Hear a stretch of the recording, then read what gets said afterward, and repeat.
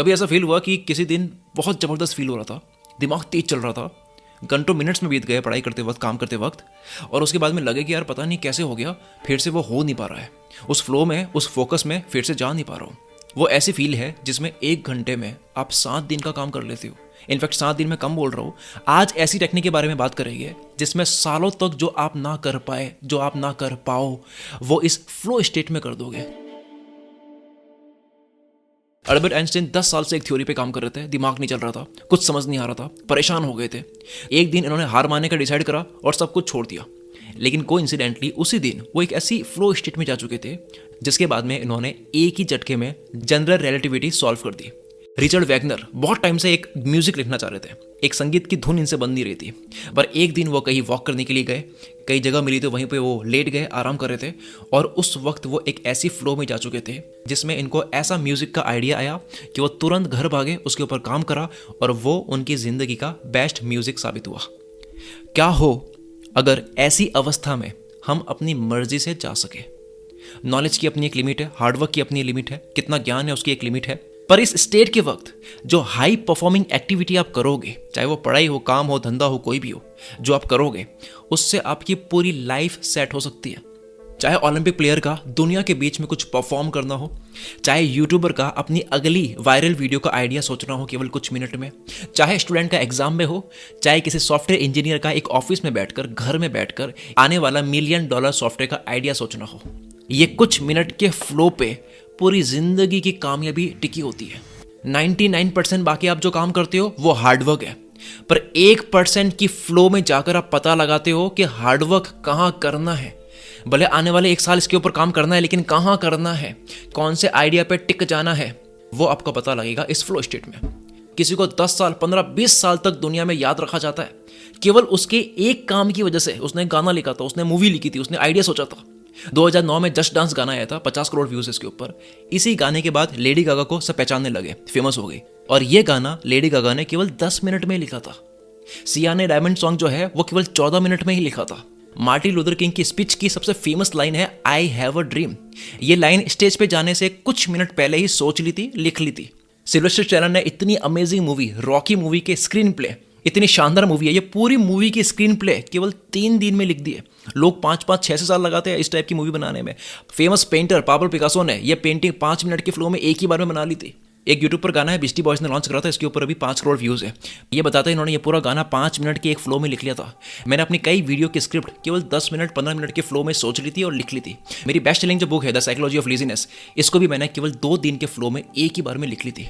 बाद में भले करेक्शन होता है, उसके ऊपर छोटा मोटा काम होता है, लेकिन जो मेन कोर होता है उस काम का, वो मेन फ्लो स्टेट में हो जाता है। कारण क्या है, इस वक्त क्या होता है? क्योंकि इस वक्त दिमाग के फोकस करने की शक्ति एकदम पीक पे होती है। सारा खेल फोकस का है कि काम करते वक्त वो दुनिया और खुद को भूल जाए। इस वक्त ऐसा लगता है कि केवल 10 ही मिनट हुए हैं, लेकिन 3-4 घंटे बीत के पता नहीं लगा। 1 सेकंड के 100वें भाग को भी फील कर सके, इतनी हाई इंटेंसिटी पे ब्रेन वर्क कर रहा होता है। तभी इतनी फास्ट चल रही F1 ड्राइवर जो है डिसीजन ले पाता है। तभी फाइटर जेट पायलट जो होते हैं वो एक गति में खो चुके होते हैं, एक फ्लो में खो चुके होते हैं। इस स्टेट के वक्त इंसान खुद कुछ नहीं करता, उससे हो रहा होता है।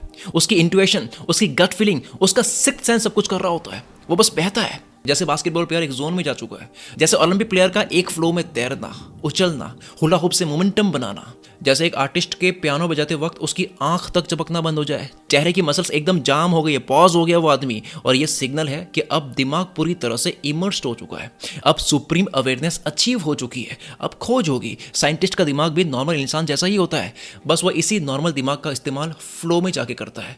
कई साइंटिस्ट आपको मिलेंगे फिजिक्स के बारे में, साइंस के बारे में सोचते हुए फ्रीज हो जाते हैं, वही अटक जाते हैं, कुछ सोच रहे हैं।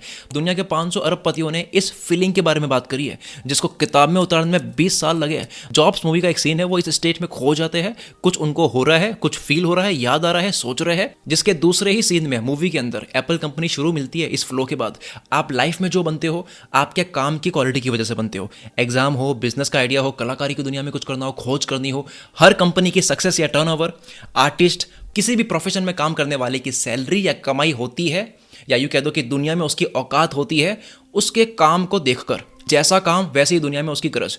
जितने कम लोग उस काम को कर पाते हैं उतना मोटा पैसा। और ये टॉप लोग, फील्ड के बाप लोग जिनकी गरज होती है, ये 3 चीज़ें करते हैं। एक, हाई क्वालिटी वर्क। दूसरा, कम वक्त में सेम क्वालिटी। तीसरा, एनर्जी, कि उसको करने में कितने कम एफर्ट लगे, कितनी कम एनर्जी लगी। क्वालिटी, टाइम, एनर्जी, तीनों खेल बन जाते हैं फ्लो स्टेट में जब इंसान चला जाता है। रॉबर्ट लुइस स्टीवेंसन 3 दिन में एक फेमस बुक लिख दी, जबकि उनको टीबी थी, खास रहे थे वो। इतनी परेशानी में 27,000 वर्ड्स की किताब 3 दिन में। जबकि सुनना, पहली बुक जब इन्होंने लिखी, इनकी वाइफ ने वो बुक पढ़ी, अच्छी नहीं लगी, जला दी। इन्होंने टीबी की हालत में 3 दिन में 9,000 वर्ड्स लिखकर फिर से कंप्लीट कर दी। फ्लो स्टेट में थे वो। कोई बहाना नहीं चलता इस वक्त। एक्चुअली आपके बहानों की लिस्ट खत्म हो जाती है। सारे के सारे अपने फील्ड के बाप लोग हाई क्वालिटी काम को कम टाइम में और कम एनर्जी में करने की इस कला को मास्टर करते हैं। तभी ऐसा देखा होगा कि कुछ लोग मार्केट में सबसे खतरनाक कंपटीशन देते हैं। क्यों? क्योंकि ये लोग अपने सुप्रीम लेवल के अवेयरनेस से भिड़ रहे हैं मार्केट में। केवल समझने के लिए बताओ तो इस वक्त इनका दिमाग हजारों जीबी में सोच रहा है, वही लोगों को 10 MB की बात समझ नहीं आ रही है। लोगों के दिमाग में MP3 फाइल सपोर्ट नहीं हो रही है और ये ऑडियो की बड़ी बड़ी वेव फाइल बना रहा है। लोगों की 144 पिक्सल में फट रही है और ये 8K पिक्सल में जी रहा है। एकदम क्लियर, दूर तक देख रहा है, हाई डेफिनेशन। सबसे बड़ा इंसान का दुश्मन उसका खुद का दिमाग है। अगर वो इस दिमाग के अंदर उलझ जाए, अगर वो ओवर थिंकिंग में फंस जाए। लेकिन फ्लो स्टेट में होता यह है कि आप पायलट हो ही नहीं, आप गाड़ी चला ही नहीं रहे हो, आपका ऑटो रिस्पॉन्डर ऑन हो चुका है, गाड़ी आपका भाई चला रहा है, सबकॉन्शियस माइंड। और ये जो मैंने अभी बोला है, ये बहुत बड़ा सीक्रेट है। कई बार आप प्रोसेस पे ट्रस्ट नहीं करते, आप नेचुरली होने नहीं देते जो खुद से होना चाहता है। इस होने को कई बार आप बीच में डाउट की उंगली करके रोक देते हो। ऐसा होता है ना, कई बार फोर्स कर रहे हो नहीं रहा है।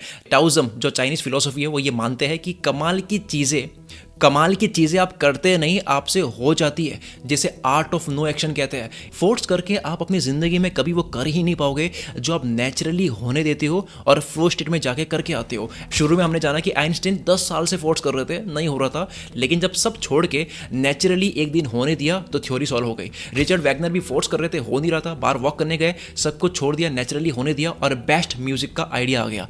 ब्रूस ली इसके ऊपर कहते हैं कि रिलैक्स छोड़ने से एनर्जी का फ्लो बढ़ जाता है।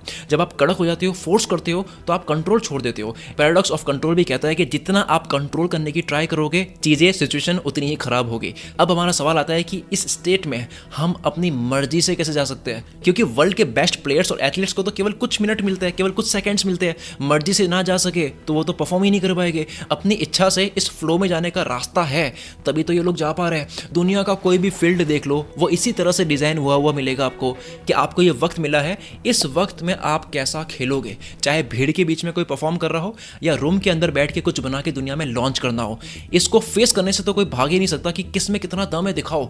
मानो जैसे रेस सिर्फ इस चीज की चल रही है कि कौन कितनी फ्लो स्टेट में जा सकता है। 1749 से लेकर अब तक फ्लो स्टेट के कई एक्सपर्ट्स ने, कई साइकोलॉजिस्ट ने कई थ्योरीज दी है इस फ्लो स्टेट में जाने की।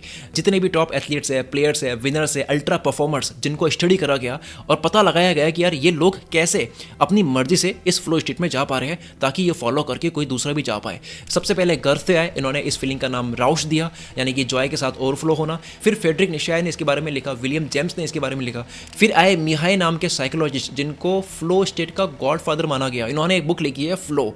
अभी करंट जनरेशन में एक्टिव है स्टीवन कोटलर, जिन्होंने कई एथलीट्स, स्काई डाइवर्स को स्टडी करके राइज ऑफ सुपरमैन बुक लिखी है। इन सब ने अब तक जो भी बताया, उन सब में यह 4 बातें कॉमन मिलती है जो आपको अभी मैं बताने वाला हूं।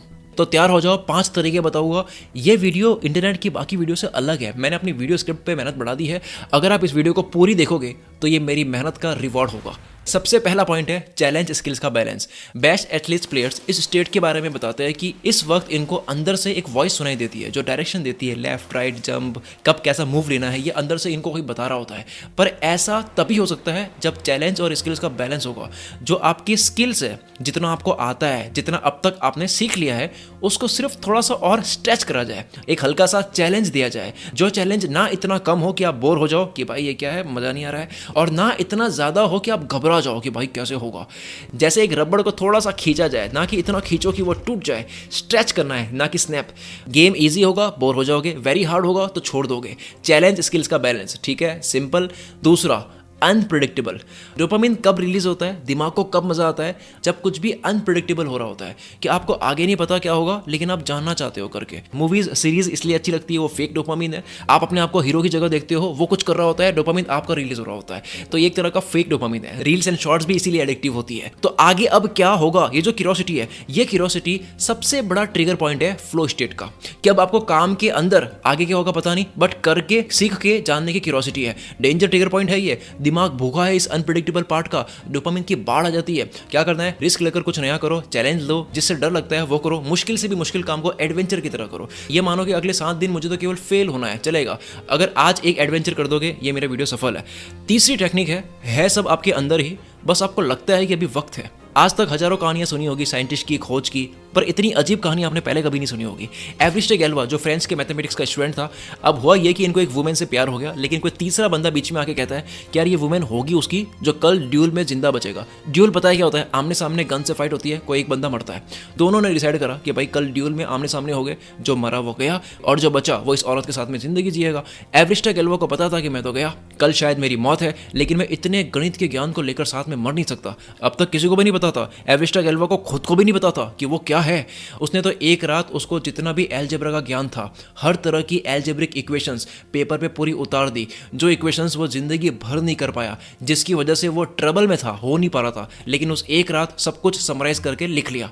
दूसरे दिन जब वो लड़ने के लिए गया, अफसोस वो ड्यूल में मारा गया। लेकिन जब एलजेब्रा के उस रात वाले नोट्स दुनिया में पब्लिश हुए तो पता लगा कि वो ज्ञान 1832 के वक्त की एलजेब्रा की दुनिया के हिसाब से बहुत एडवांस था। मरने के बाद एवरिस्टे गैल्वा को ब्रिलियंट माना गया। अब सवाल यहाँ पर यह खड़ा होता है कि वो उसी रात फ्लो स्टेट में क्यों जा पाया, उसी रात वो जिंदगी का बेस्ट काम क्यों कर पाया, बाकी जिंदगी तो वो ट्रबल में था। क्योंकि दिमाग में बैठा लिया कि अब नहीं तो कब, एक टेंशन, एक अपने आप को चैलेंज, एक प्रेशर कि अब नहीं तो कब, कल मर रहा हूं मैं। है सब आपके अंदर ही, बस आपको लगता है कि अभी वक्त है, वक्त नहीं है। हमें भी एक दिन जाना है, उतारो सब पेपर पे, जिंदगी का बेस्ट काम करो। चौथा और सबसे आखिरी पॉइंट, होच पोच, जिसको इंग्लिश में क्लटर बोल सकते हो। डॉक्टर रामचरण, जिन्होंने अपनी लाइफ में कई बिलियनियर्स के साथ में 1-on-1 काम किया, वो बताते हैं कि सारे बिलियनियर्स, सारे अरबपति, अनसन पैसे वाले लोग जितना हो सकता है उतना बेसिक पे ध्यान देते हैं, बेसिक को वर्शिप करते हैं, सिंपल करने की ट्राई करते हैं। ये कहते हैं कि इन अरबपतियों का अपना अलग IQ पॉइंट मेजर करने का तरीका होता है, जिसमें वो क्लैरिटी को मेजर करते हैं। 10,000 IQ पॉइंट की क्लैरिटी। मेटाफोरिकली यहाँ पर यह कहा जा रहा है कि क्लैरिटी लेवल इतना हो, बेसिक लेवल इतना हो, किसी भी चीज़ या बात या काम को आसान करने का लेवल इतना हो कि उससे आगे अब इसको और बेसिक पे ला नहीं सकते। और यही सिंप्लिसिटी, सादगी, फ्लो स्टेट का सबसे बड़ा ट्रिगर पॉइंट है पूरे सारे चारों पॉइंट्स में से।